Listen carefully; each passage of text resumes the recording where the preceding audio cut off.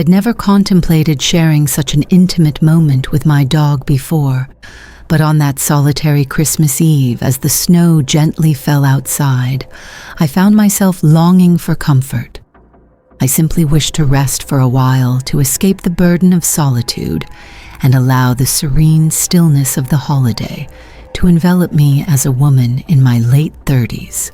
I have come to know and accept my full-figured body with measurements of 38 inches around the chest, 32 inches at the waist, and 42 inches around the hip.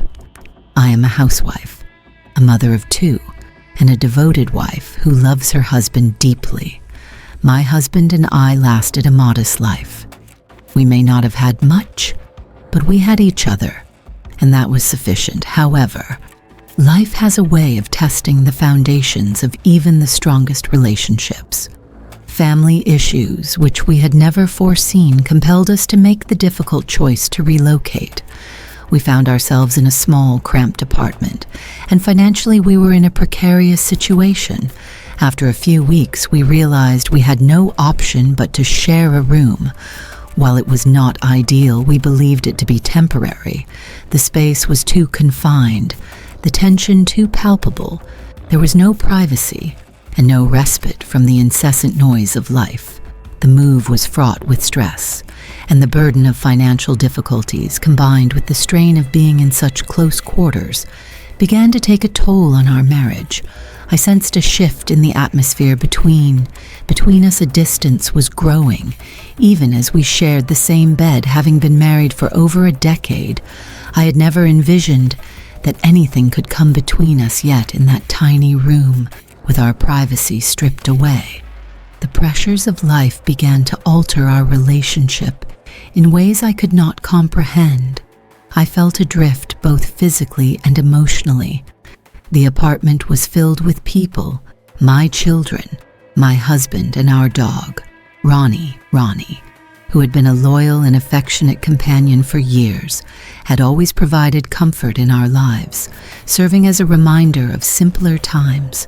I had never considered that his presence might complicate matters, that the emotional strain of cohabitation would weigh heavily on us in such close-quarter circumstances, could lead to unforeseen developments. Initially, I appreciated Ronnie's presence. He made life more manageable. He would engage with the children while my husband worked late, and his cheerful demeanor provided a much-needed distraction from the stress we were experiencing.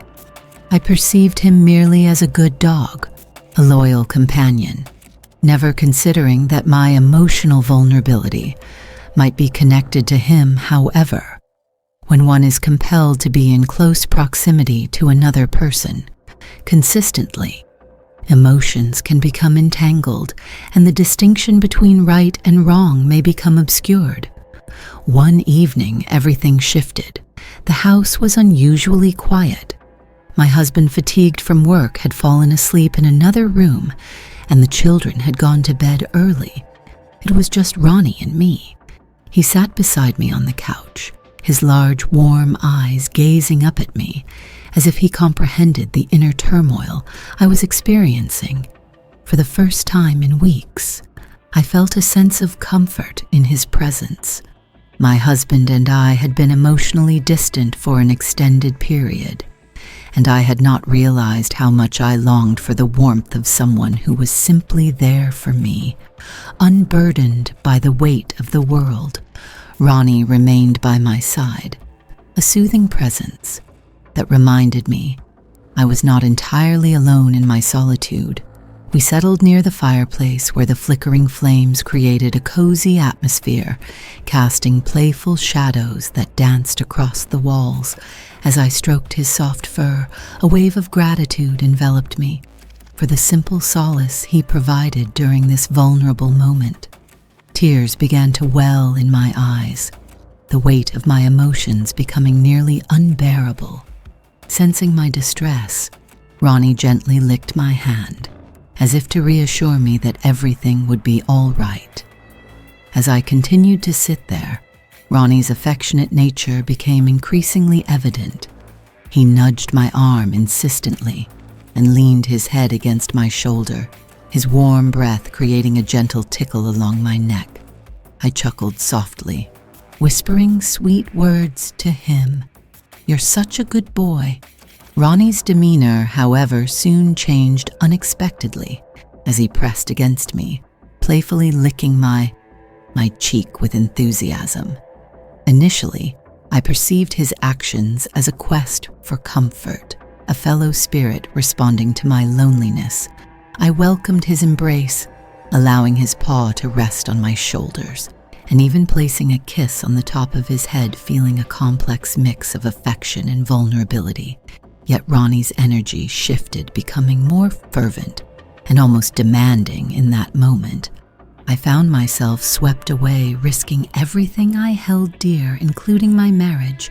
After our intimate exchange, he sought my closeness again, inching toward me with an eagerness that was difficult to resist.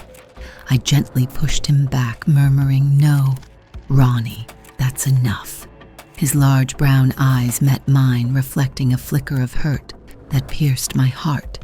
Guilt washed over me, yet I recognized the necessity of establishing boundaries.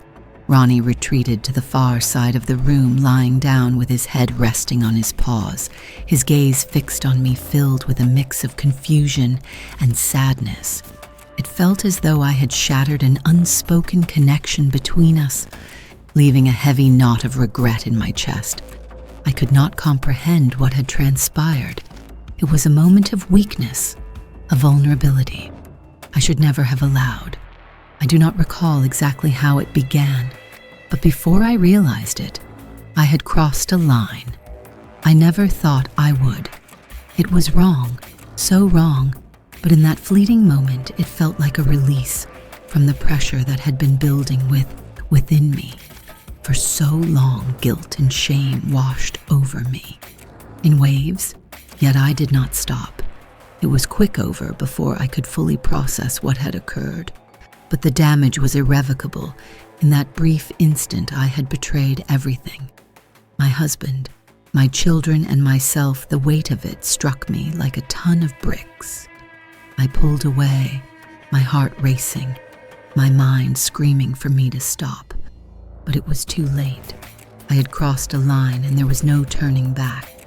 The ensuing silence was suffocating, leaving me uncertain of how to look at Ronnie or how to act. He too appeared transformed, though his behavior remained unchanged. We both feigned ignorance of the incident, yet I found it increasingly difficult to ignore the weight of my actions. Each passing moment felt like an eternity.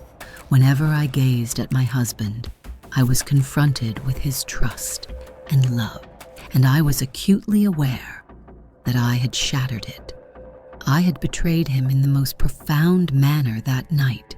Sleep eluded me as I lay in bed, fixated on the ceiling, my thoughts consumed by the enormity of my wrongdoing. My mind was a whirlwind of questions.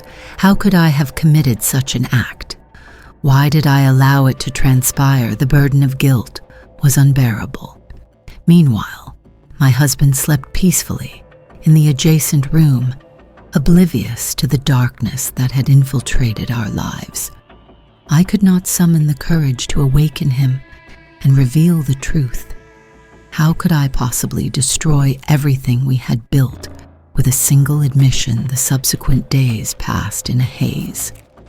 I went through the motions of daily responsibilities, caring for the children, managing the household. Yet my heart was heavy with remorse. Each time I encountered my husband, I found it impossible to meet his gaze. He seemed to sense my distress, but chose not to address it. I had always taken pride in being a devoted wife and mother, but now I felt like an outsider in my own home. I was unable to confide in anyone. Who could I trust? With this burden, how could I articulate what had transpired without jeopardizing everything? Shame enveloped me, leaving me feeling as though I were suffocating in my own skin.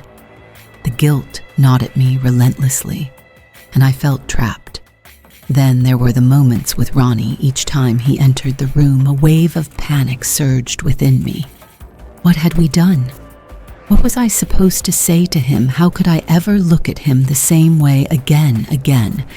He had always been a steadfast companion, but now our relationship felt irrevocably altered. The atmosphere between us was charged with unspoken words and palpable tension. We both understood the gravity of what had occurred, yet neither of us could act as if it had not happened. It loomed over us like a dark cloud, refusing to dissipate. As the days progressed, I came to the realization that I could not continue living in this manner. The weight of my guilt was suffocating, and I knew that eventually something would have to give. I would have to confront the repercussions of my actions, yet I found myself unable to do so. The reality of my deeds was too overwhelming to accept. The mere thought of witnessing the pain in my husband's eyes and observing our family disintegrate due to my error was unbearable. I attempted to suppress my feelings, to disregard the situation, to act as if it had never occurred, but the truth persistently lingered in the shadows.